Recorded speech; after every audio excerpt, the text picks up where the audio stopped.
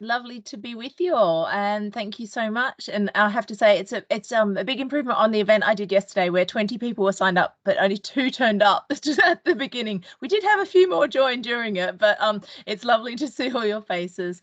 And as I was saying to the team here, I sort of have a warm affinity for Devon. My husband's from Devon, so we spend a lot of time in Devon. If you know a tiny village called Mortgett Bishop, about half an hour from Exeter. So yeah, I've got like, a bit of Devon in me, even though I sound Australian, but I've been here a long time.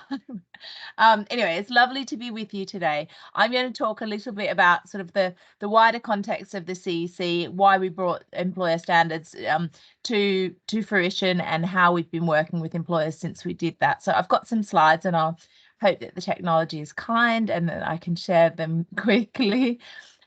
Let's go with that and see how that works. I'll just put that into full screen mode. Hopefully you can see that, and let me know if they move on okay. Just looks great, Marnie. Great. Yesterday they wouldn't move on, so is that moving on okay? Yes. You're on the slide with the circle. Great, thank you so much. Okay, excellent. So I thought I would just sort of give the national context for Careers and Enterprise Company. For a lot of you will know this already, but just for any that are new, I recognise that you've got enterprise advisors at all different stages. So just to sort of give that context, that we are the national body, and one of our roles, as well as sort of supporting the 44 careers hubs like the hub that you work with, is to support careers leaders and also to try and improve all aspects of quality within the careers education system. So that's with teachers, with young people, with parents, and with employers. And so my role is within that employer function, and the employer standards was really developed to try and ensure that we can share that good practice everywhere.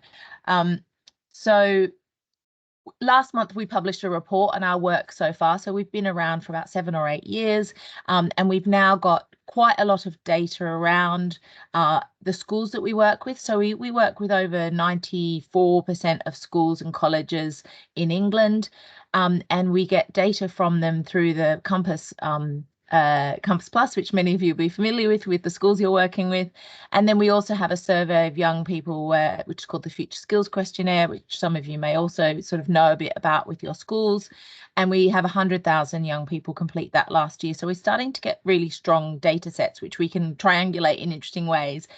And when we launched the Employer Standards Survey, by the time that we did our first insight on that, we had 340 employers had used that. We've got a lot more now, which I'll talk about. But again, trying to triangulate the data from the Enterprise Advisor Survey, from the Employer Standards, and from young people to really understand, are we having the impact what we want to have? And what we saw was we are having impact really strongly across young people, across the benefits to the economy, and across closing the skills gap. And I'm sure you're on the ground. I mean, there's still a long way to go in a lot of areas on these things, but I think it's great that we are starting to see a shift, and starting to see some of the, the good work and the good foundations that have been laid coming to fruition. And I'll just talk a little bit particularly about this insight around business and the economy. And when we share the slides, you can link through to the report if you're interested to have a look more of this. And we sort of designed the report to be, what are we doing now and what do we want to focus on next? So for business and the economy, we are seeing that there is really strong evidence that careers education does improve employment outcomes for young people, and it does help with talent pipelines for business. But we also know that employers need to be engaging earlier and with younger cohorts, and there needs to be more focus on helping development of skills, and that's soft skills and technical skills. None of this will be a surprise to you. One of the things that we drew out was just what employers are saying about how they feel that careers education is impacting their talent pipelines. And we were really pleased that 86% said that they feel that their careers education outreach is helping young people to take up, or encouraging young people to take up careers in their sector. And for their own business, around 83% said it was actually helping them develop new talent pipelines for their business, which was great, helping to sort of develop new role models, and right down to the bottom of this list, which is not a huge number, but still for me very encouraging, is that around a third of businesses said that they were having an impact on their bottom line by savings in recruitment costs from their work in careers education outreach. So really pleasing, and we'll hopefully get more of that data as we go forward. A couple of key statistics here, which I thought were really encouraging from the Future Skills Questionnaire. So that's the one with the young people. Young people in this, they talk about their own, they self-report on their feelings of career readiness. So how they're asked a series of questions about how ready they feel to make the right decisions. It's not necessarily are they, do they have the right skills? Would an employer necessarily say they are career ready, but do they feel like they're well informed about what their options are, what their pathways are, what their routes and choices would be? And for those young people who said that they felt most career ready, they were 2 times more likely to have industry interests that were not in oversubscribed sectors and were also not gender oriented. So for example, they were twice as likely for young women to think that they would like a career in engineering. So really there we're beginning to see that if young people do feel career ready, if they've had those engagements with employers, and if they've had information about local labour market, that they're more likely to make really good informed choices. So now I'm going to talk a little bit about what that means for and how that works with employer standards and the framework and the tool that we've developed for employer standards. And I guess I'll sort of start this by saying that I know that you're all at different points. Some of you will be operating sort of independently as an enterprise advisor, won't have anything to do with your role in your company.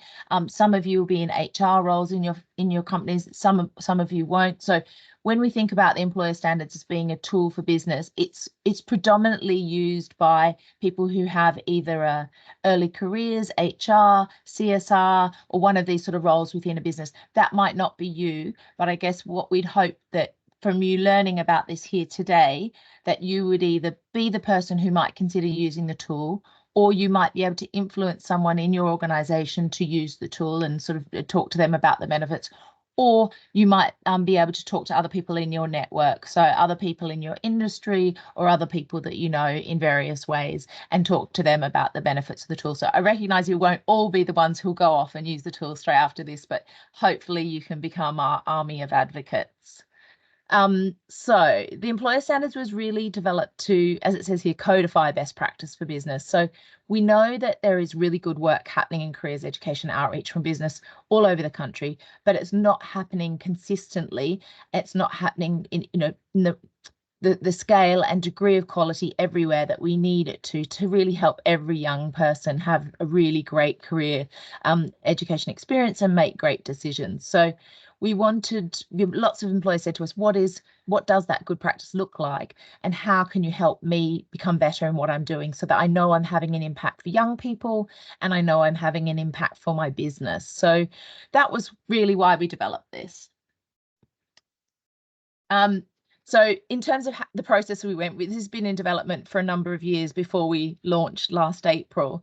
And in the 2 years leading up to that, we started very much with an open question, which was, does the world need another framework? And I think, we all probably are aware of all the things that as an employer you can engage with and measure yourself against, and all the standards and the frameworks and the benchmarks. And it's a very crowded place. But what I identified was, in terms of careers education outreach, there wasn't anything that was really overarching that really helped a business to understand all those aspects and bring it together in a very simple way. And so what employers said to us was, yes, we think there is a need for this and it would be useful, but please make it simple, because we've just, we're really time poor and we don't have time to upload loads of evidence, and we don't have time. We just want something that will help us. It is kind of like a tool for us to use, and there's not about sort of hoop jumping. So that was our mission, and based on feedback that we've had so far, we feel fairly confident that we've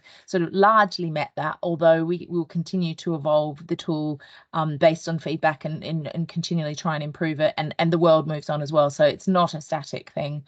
But as you can see, we worked with businesses of all sizes, and that was particularly important for us to get the voice of smaller businesses, because if we can't make this work for smaller businesses, and then we will never get the scale we want. And we know that they are the most time poor, but we also know that they are really, really crucial to getting this right. So what are the employer standards? There are two things really. Firstly, a framework, and that's a framework that sets out what best practice is and can be used by any employer at any point, even if they haven't even started doing any careers education, as a way of thinking about what might be the important things to consider whilst they do this. And then the second thing is a tool, and that's designed for an employer who's doing something in careers education and wants to know whether their something is good and how they can improve it. So two things, slightly different purpose, and they work well together. So the framework is set across these three pillars. So we call these three colour blocks the three pillars. The first is around inspiring young people, second around preparing them and to be career ready, and then the third around collaborating.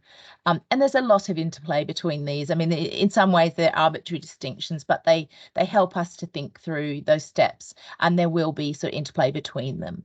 But under those three pillars, we've got 9 standards, and the 9 standards set out those things that we think, if you think about all of these and design your programs and activities with all of these, then you will be having the most impact for young people and the most impact for your business. So understanding the cohort of young people you're going to be engaging with, sort of making sure that you've spoken to teachers and understand how this fits into the curriculum, fits into their learning objectives, but also very importantly, how it fits into your business objectives. And when you can bring those two things together, your business objectives and the learning objectives for young people, that's when the magic happens, really. And just thinking about how you can ensure that there is real two-way interaction, and that you don't just present the same activity at every school without thinking about the different needs of the young people in that environment and how you might sort of flex to make it more impactful. So the second standard is around being inclusive, and that's looking at all aspects of inclusion. We look at things like free school meals and socioeconomic deprivation, but we also look at underrepresented groups in the workplace. We look at special educational needs and disabilities. So a whole range of things that you might think about, either providing a specifically targeted program for young people in those situations, or that you might flex your existing program so that when you deliver it, you're taking into account needs of particular students. So lots of things to consider there. And obviously, I'm really just giving top level, but it's for you to sort of decide how deep you go on each of these. So the tool has a set of questions and it will explore this, but there are more resources. If you want to go deeper on each of these, you can. So yes, I'm just touching the surface a bit today. And then standard 3 is around evaluate and improve. And this is one that's not scoring as high in the employers who've used the tool so far. And we know there's room for improvement. And we know that it really makes a big difference if you can evaluate. So whether that's running evaluations with students, with teachers, with your own business volunteers, just reflecting and learning and evolving and not just doing the same thing without understanding the impact. Standard 4, building essential skills and explaining their relevance in the workplace. This is largely built on the Skills Builder framework, if you're familiar with that. So we didn't look to reinvent the wheel, we just looked to sort of layer onto something that already existed, and those core essential skills, which we know are really important for the workplace and work readiness. And then standard 5, preparing young people for application processes. This is the standard that is scoring the lowest so far, which has been really interesting for us to see, because it's the one that sort of can have the most business benefit, really, because we know that a lot of young people fall down at that application process, and that's why they may not make it into your talent pipeline. And it might be that they are appropriate, but they just don't understand how to do the application processes. And we've also seen that sometimes schools are asking employers to do things which are well-intentioned. So it might be CV workshops and mock interviews, which are important, but they're perhaps not the whole picture of modern recruitment practice. So a lot of firms now use assessment centres or psychometric assessments as their first step. So before a young person will even get a chance to interview, they might fall down at that hurdle if they have no experience of doing that. So thinking about whether those are things you can incorporate into your practice or at least talk about as part of being invited into a school for a mock interview, that you might just sort of say that's one part of the process and at least start to flag that there are different processes. Or it might be that you support young people who are applying to your business in how they sort of work through your application processes, particularly those young people with the greatest barriers, who are the ones who benefit most from this because they don't have the social networks that would enable them to get that sort of exposure and experience elsewhere. Standard 6, raising awareness of pathways into work. So this is looking at all the different pathways, including apprenticeships and technical education.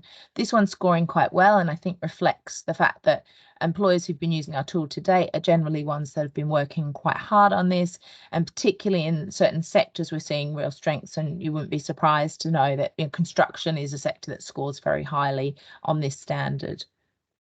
Then standard 7, engaging over the long term. So we're saying there to employers, think about engaging with the same cohort over time at younger points in their journey, and then also building longer term relationships with schools and institutions, so that you're not just sort of dipping in for a careers fair but not understanding what other benefits you might bring to the school and the relationship with the school might bring to your business.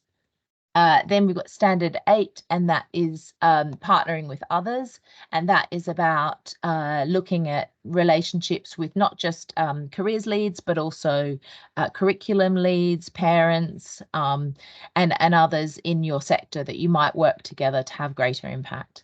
And then finally, standard 9, which is value the engagement, and that is, do you look at your careers education activities in the same way you do other aspects of your business? Do you actually treat it as a business metric? Do you look at return on investment? Do you measure the impact you're having? And could you be doing more on that? Because particularly, this may not apply if you're a very micro business, but for a lot of businesses, the more they can demonstrate it's got a positive impact for the business, the more they can make the case to do more. And even as a micro business, if you understand that perhaps this has got brand and reputational benefits for you in your community, and if there's some ways that you can sort of track that, that can be really useful for you to then feel confident to justify spending more time doing this. So that's whistle stop through the framework, and hopefully you would, working in this space, you'll understand what the benefits of getting everyone to think about those different things would be. It's sort of firstly get that insight into what works. It helps when you use the tool to see how you compare with peers. So some really interesting sector stories emerging. And I had a retailer recently. The tool allows you to, and I'll show you the tool shortly, it allows you to compare against your peers either sectorially, nationally or regionally. And they said it was really interesting for them because they're a big regional employer, and they could see that they had once been really leading, but actually there's a lot of businesses sort of looking at the same talent pool who have really stepped up in their region. And so it gave them the sort of the rationale to be doing more and sort of making the business case to do more, which was great. And then the tool also sort of helps you find solutions and ideas where you've got gaps and just that best practice. So and then for educators and your careers leaders that you're working with, this is really about just raising the quality. It's about building those long-term strategic relationships and helping with those learner transitions and key sort of decision points for young people, so they're well informed there. As I mentioned, the framework and the tool slightly different and complementary. The framework is what gives you the insight, and then the tool is what helps you compare against others, get that latest evidence and get the best practice. So I'll just give you a whistle stop on the tool and then finish up. So the tool is an online portal. It's completely secure. It meets all the different ISO standards, so you can feel confident that all your data is secure when you put that in. We ask you to register so that you get the right question set, depending on your size of business. Then you answer a range of questions, and the questions can be like the ones here on this page are about what you do, and then some of them can be about how you do it. So do you find out about the young people before you engage with them? We do this always, we do this sometimes, we don't do this yet, but we're thinking about it, or no, this is not relevant to us. And so different sort of ways that you can answer the question to get that qualitative answer And then the scoring is all done right via a sort of a scoring framework and an algorithm. So there's no need to upload any evidence, which keeps it simple. You get your results straight away. Again, that makes it different to some other tools that you might use, where you might sort of send it away and wait for a response. And you get those comparisons to others, as I said, by size, sector, and region. And you can also, if you're very competitive, you can just narrow that down to, I want to only compare to the top 10% in any of those, and you can sort of really see if you're leading. You get a recommendations report, and that sets out just the scores that you've had, but also what we suggest you do if you want to improve on those. And we recognize not everyone is going to want to be brilliant at all 9 standards straight away. It might be that 1 or 2 of those really speak to you, that they align with your business objectives, and they're the ones you focus on. So it's for you to determine. No one else gets your scores. We have the aggregate data, which helps us get a picture of the system. But in terms of your individual scores, you can choose to share them with the Careers Hub, and we would encourage you to do that because it helps to have a good conversation with the Careers Hub, but you don't have to. That's entirely up to you. And then you get access to 3 different types of resources. So those resources are an evidence pack for each standard. So what's the latest research and evidence on this? Then secondly, the 1-page roadmap, which we call a take action document. And for each standard, you get 1 page max. Some of them are only half a page if you're a small business. Just things you can do today, things you can do in 6 months, things you can do in a year that would help you improve. And these are tailored to your score and your size. So if you're a large business who's scored achieving, which is the middle band, you'd get different recommendations to if you're a small business who's scored aspiring. That's the sort of lower band. So very much trying to meet you where you are and give you some ideas that are relevant and help you move forward. And then the last resource you get access to is a video case study. So we've got a range of video case studies in there, and they are of businesses who are doing great work against 1 or more of the standards, talking about their work. One of the things we'll be doing this year, we've got a couple of smaller businesses in there, but they're mainly large businesses, and we're really keen to identify some SMEs and particularly smaller micros who we can do some more video case studies, so we can help share some great practice from the smaller businesses, because we know that really, it's hard to always relate to a larger business. So who's used the tool so far? We are really delighted. We launched in April last year, initially only to our cornerstone employers, and then in November to the public. And so we have now had 578 employers use the tool, which is a really great number and compares incredibly well with any other sort of tool like this, particularly in its first year. So that's really great. And a good mix of, as you can see there, 1/3 smaller micro and 2/3 larger medium. And great data. So if you're going in and you're interested how you compare to peers, you can see on the right there that we've got some really good data sets from certain sectors. They're the top 6. We've got other sectors as well, but they're the top 6 in terms of numbers so far. For me, I love the fact that 97% of people said that they liked the resources and they found them useful or very useful. And most pleasing to me is the 99% plan to improve based on what they learned, because I don't want anyone using this and then that's the end. I want this to be the beginning. I want them to think, okay, what do I do next? And of that 99%, 40% said, I'm going to do something different this month. So we asked, when do you think you'll take action? They said this month. So that's really showing me that people are sort of motivated to do something better now that they've got the information. We've had lots of nice comments back from employers about the fact they found it really easy, the visuals, really easy to navigate in the portal. It helped them have good ideas. It helped them have questions and conversations internally, and just really enjoyed the experience. We've got a couple more quotes here from particular companies. Again, a lot of larger companies, but you'll be hearing shortly from Paul to get a different perspective and a more local perspective. So I will move on. If you're interested in sort of like more on like what we've learnt from the overall picture, this report's a bit out of date because it's only half the sample, but we have started to see some strong correlations in certain sectors, particularly construction and health, leading on a number of areas. We'll do another report in November based on the sample size to that point and see if these correlations still bear out. But for example, employers who score very highly on raising awareness of pathways were 4 times more likely to say that they were not having problem filling their apprenticeship roles than those who scored low. So we sort of start to see that outreach leading to intake and actually having those business benefits. So we've got some links there so you can learn more about the standards and get access to the tool, or if you're very keen, just go straight to the tool. And yes, so I will stop sharing. I'm happy to take some questions, and then Paul can tell us about his experience of using the tool as well. Yeah, great. Any questions for Marnie before I invite Paul to talk to us?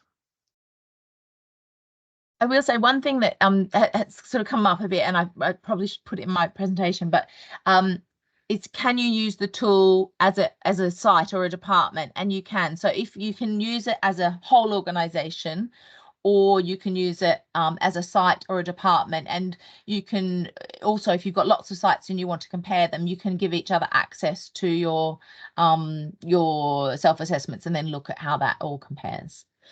Abigail, did you have a question? It was just, I mean, that looks brilliant. That looks really, really good, Marnie.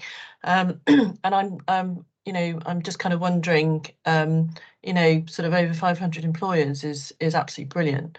The actual slide pack, which you said you'll share, what's the best way of kind of, if there are employers that don't know about it, what's the best way of introducing that to them? Is it saying to them, let me introduce you to Marnie? Or is it sharing the pack with a sort of a little summary, just in case they want to dip into it and have a look? Yeah, what's great the best question. way? So we've got a 1-page document which sort of just sets out in 1 page what the key sort of features and benefits are, and then we run introductory webinars once a month, which are quite similar to what I've covered today, and I can make sure that we circulate the dates for those, and you register either via the document I'll send with dates or via our website. The next one is always on our website for registering. So yeah, I would say that they're probably the 2 primary ways, or talk to the hub, or yeah, if it's a national employer, I'm happy to speak to them as well. All right. And sorry, just second one question. So that's employers. Then in terms of schools and colleges, because I don't just work with schools and colleges in this area, I work with kind of through a charity around the country. Yeah. Kind of what would I share with a charity that is working with schools and colleges around the country? Would I share the slide pack? You know, they might be working with you already. We have got a 1-pager that's for educators, so we can share that version of the 1-pager as well. It's just a slightly modified one which talks about more the benefits for young people of having employers who provide high quality careers education. So we'll share that, but I'm happy for you to share the slide pack as well if you think it's useful for them. I mean, it's quite a lot of detail if someone's coming new to it, but if you think there's no reason not to, if you think that someone would be interested. I think it's a really good pack, and you could have got the essence without you having spoken, but you might get the wrong essence. I think so. I think probably sharing the whole pack, even if somebody went through it all, wouldn't give them what I think you've just given us. So thanks. Also, Abigail, I would say, you know, refer any employer who's willing to and interested in engaging with local schools and colleges, speak to us at the Careers Hub. All of us enterprise coordinators would be delighted to talk to people about the standards and how they can get involved with their local schools. And any other questions? Well, thanks again, Marnie. Over to you, Paul, if that's all right. Yeah. Morning, everybody. So Paul Mullen, I work for a company called Krempel in Bideford. We're a composites manufacturer, and I've been a STEM ambassador for 15 odd years now. With regards to the employer standards, they are a little bit long to fill out, especially the first time, but they are self-explanatory. And once you get the gist of each section, you can crack down through it quite fast. I said right at the beginning, before most of you turned up, that I filled it out, and then I got one of our other STEM ambassadors to fill out the same form. And that was the first inkling that we don't share the information that we think everybody knows. So that was the first bit that we improved, where we started to communicate a bit more what events we've done, why we've done them, and where we've done them. Going down through by the categories, the meaningful opportunities. So we do work experience. We try to do teacher CPD, but it's very difficult to get teachers to want to come into a business, even though we run 24 hours a day. And I've said many a time, if you want to come in at 10 o'clock at night, I'll come back and give you a factory tour, but it doesn't get taken up very often. We do a lot of career events, class talks, and with the primary schools, we run an event called the Spaghetti Challenge. So last year, I think we did 13 primary schools in North Devon and Torridge, and about 1,000 kids engaged with that. So it's a really good starting early, getting everybody wanting to do STEM subjects. But we've started to do some assemblies especially in the 2 schools where I'm an EA, but I have done it at Park School as well. Then it leads on to why I suddenly got involved with Ben, because the first time I filled out the employer standards, be inclusive, and suddenly I realized that although I went on North Devon and Torridge websites to get all the schools, it didn't really include SEND schools. So Ben made some introductions for me, and I was able to get in with my team and run a version of the Spaghetti Challenge in 4 SEND schools, Ben, wasn't it? So that was really good. We ran it as a separate event, so we bought some trophies for the winning teams and each of the schools. They were really engaged with it, and they were probably some of the best schools that we went in, even though we had a lot of worries about some of the schools and how the kids were going to take on doing the challenges. They really did engage with it, and it was a really good day out. We've always tried to be inclusive, and especially when we're pushing the apprenticeship side of it, that especially with engineering, having this it's dirty, it's heavy, it's not for women to do, it's a man's job. Trying to get in and explain that the skills that are needed, women quite often are better at it, especially for the composites layup than blokes. And I don't want it to sound sexist, but women tend to have smaller fingers, and when you're trying to lay up a composite and get your fingers into little apertures and whatever, the women can definitely do it a damn sight better than most of the blokes can, especially my hands. They're a bit of a chunky monkey, they don't really fit into corners.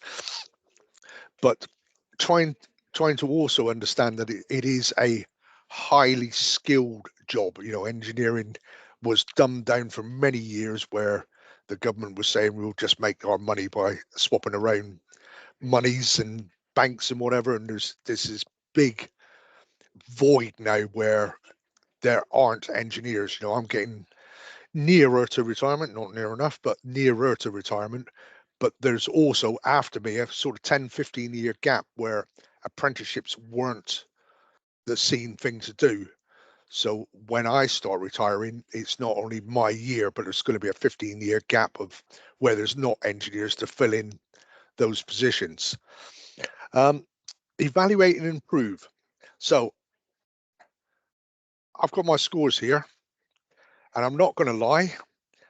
Evaluate and improve, we got a score of 0%.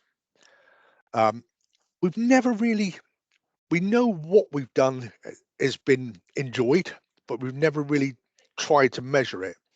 So what we do now is, after we do work experience, we've got a feedback form for the student and the people that they were involved with during their work experience week, which has given us some quite interesting information. But even when we go in to do a class talk, now we ask before and after one simple question: who wants to be an engineer?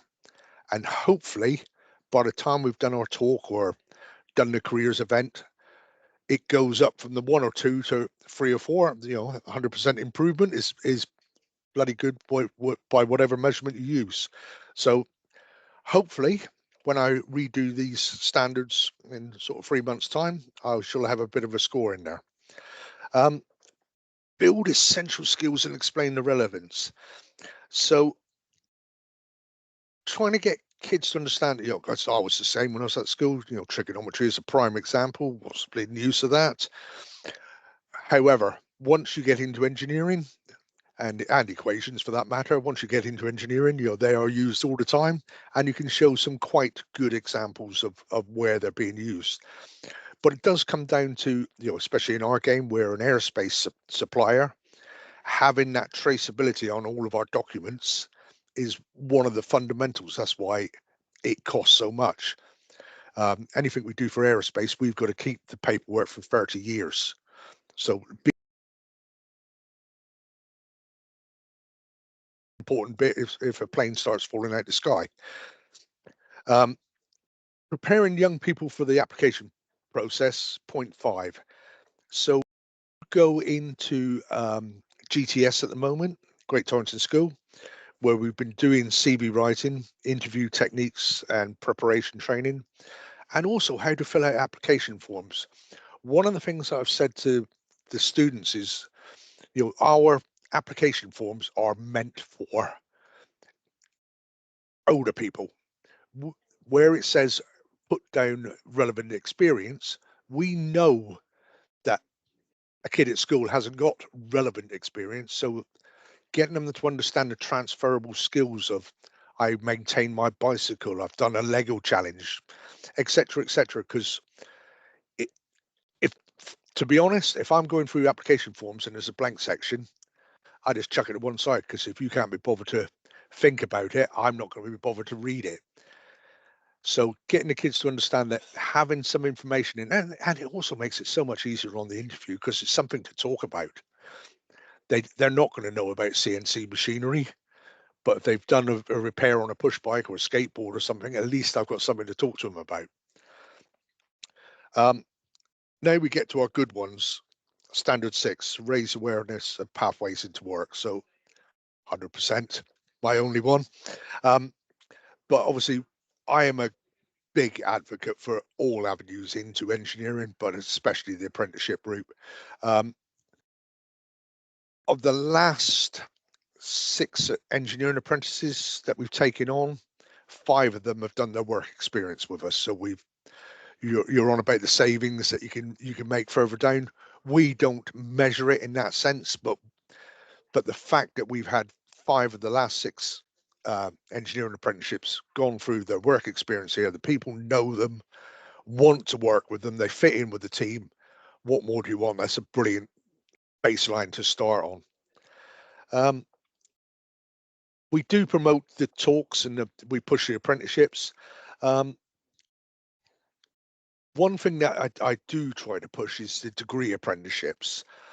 Although we don't do them at Krempel, because I'm part of the NDMA, which is North Devon Manufacturers Association, there are companies within the group that do degree apprenticeships. So trying to get the kids to understand that not only can they be doing an apprenticeship, but there's no uni debts, everything's being paid for, and they're being paid to do it, is quite an eye-opener. However, in saying that, we at the NDMA did do a degree apprenticeships section, ran it for 2 years, and we had no applicants, which was astonishing. We thought we were going to be having to do so much filtering just to get the 3 or 4 degree apprenticeships that we knew we could get sorted, and we had no applicants. So one of the things that I try to do now when I go in to do the careers events is also promote the NDMA to get the kids to start looking on that site. But it just jumping down to point 8 is partnering with others. So not only on the NDMA, I'm on a lot of the council groups now for the offshore wind, green marine, hydrogen, space. And again, it's just getting all these links together so that I can start to talk to kids about stuff that's not to do with Krempel, but the wider engineering opportunities that are going to be out there.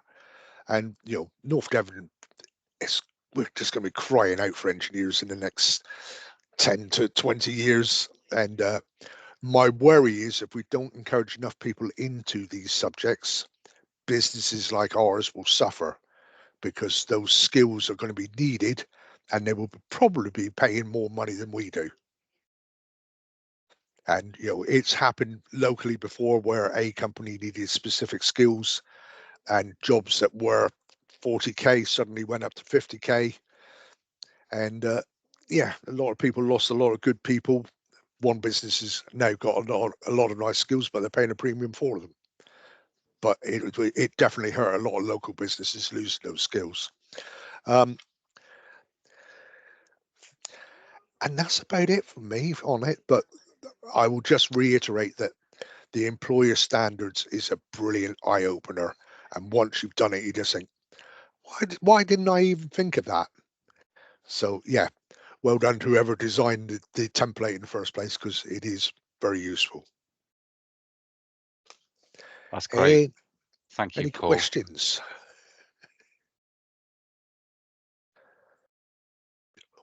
Lisa. Nope, that's good. Oh, Not so I knew much there'd a be one. question. It's not so much a question. It's just an observation from the last thing you said, which I think is absolutely bang on. And I think it's brilliant having groups like this, having the Careers Hub and the research that the Careers Hub can collate and let us know about, and we can hear through the CEC about, because I think in a lot of instances within organisations, both large and small, anything to do with education outreach, which encompasses that careers piece, is seen as nice. Yeah. And it's nice to do, and it's fluffy, and people enjoy it, and they will often support it because they want to go out and do something in schools and feel that they're doing something lovely. But actually setting it in that sort of impact environment to demonstrate to the exec that it's not just a nice thing to do. This is integral to us as organisations as well. And working together and having the case studies and the information from each other to feed up through is so key to that, because it is enjoyable, should be enjoyable, but that's not the reason that any of us are doing it. No, and I've always looked at it. If I can inspire one student who wasn't going to do a STEM subject to do it, at least that's when I snuff it. That's my replacement. Thanks, Paul. I was going to say, Paul, we talked about how you used the standards to identify that you weren't really doing any engagement activities with the special schools, and when you went into the school out in Peters Marland, I must admit I was a little bit nervous about the spaghetti challenge, because it involved raw eggs, and I was wondering what might be happening to these these raw eggs. Well, I have to say it was really fantastic, wasn't it? And the engagement that we had with the students there was great. But I also think you underestimated at the beginning, Paul, about how much you do, because you do loads in our sort of local schools up in North Devon. But I wonder about, do you see any interest from other organisations in the Northern Devon Manufacturers Association in using the standards? To be honest, I haven't pushed it yet. That's remiss of me, because I do think it is a brilliant tool. So I will be bringing it up at the next NDMA meeting. If you could send me the flyer, I will also get that put out via the emails for the NDMA members, and then hopefully we'll get some take-ups on that side of it. I gotta say, I did think it was more aimed at the Cornerstone employers, so I wasn't promoting it in that sense, because I assumed it was more of a measure of how we were doing as opposed to the wider group. But yeah, if you can send me that info, I'll get that sent out. Will do. That's great. Any other questions or comments, or anybody who's Annagale? It was just to say, Paul, I think you're doing a great job. And and I know we all do this. We all kind of go, oh, we still haven't done this and I haven't done that. But just take a moment, give yourself a pat on the back, feel the pat on the back coming from all of us. It sounds like you're doing a great job, and everything starts somewhere, doesn't it?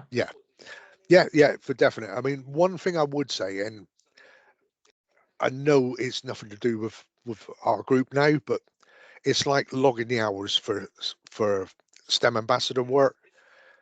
Before I had very friendly people who I would just send off a spreadsheet of this is all the events that we did, and it was put in for me, and there was no quick way of loading it onto the system. So although I've got my 50 hours certificate this year, it's probably more like 150 hours, because to be honest, if they can't be bothered to work out a way that I can just send a spreadsheet and upload it, I can't be bothered, because that's a measure for them, not a measure for me.